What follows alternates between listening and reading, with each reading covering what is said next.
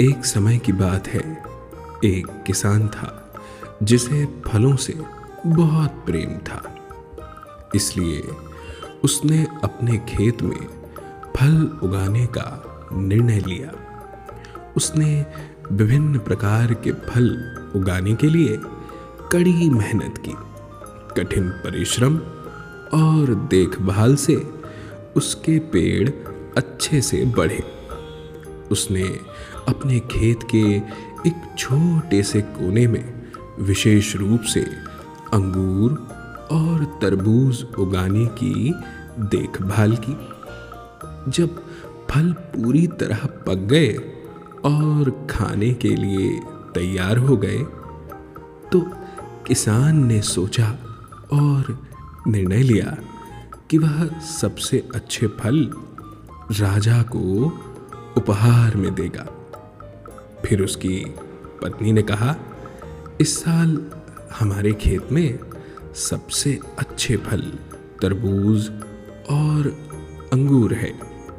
किसान ने इस पर विचार किया और कहा, चूंकि महल तक का सफर लंबा है, मैं अंगूर लेकर जाऊंगा, क्योंकि तरबूज तो बड़े भारी हैं। उसने टोकरी में ढेर सारे अंगूर रखे और राजा के महल की ओर चल पड़ा।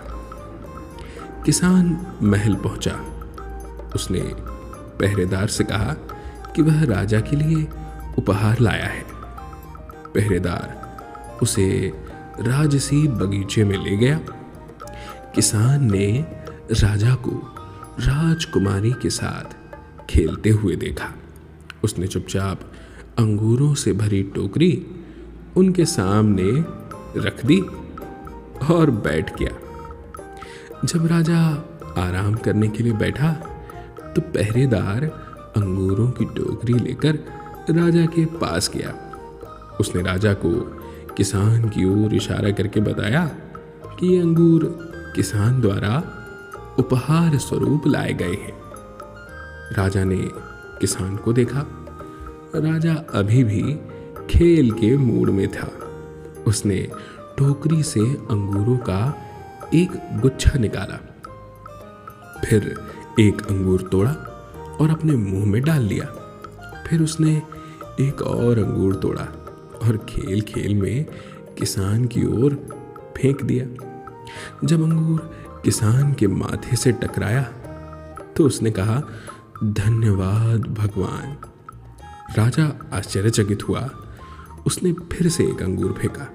किसान ने फिर से कहा, धन्यवाद भगवान, मैं धन्य हूँ।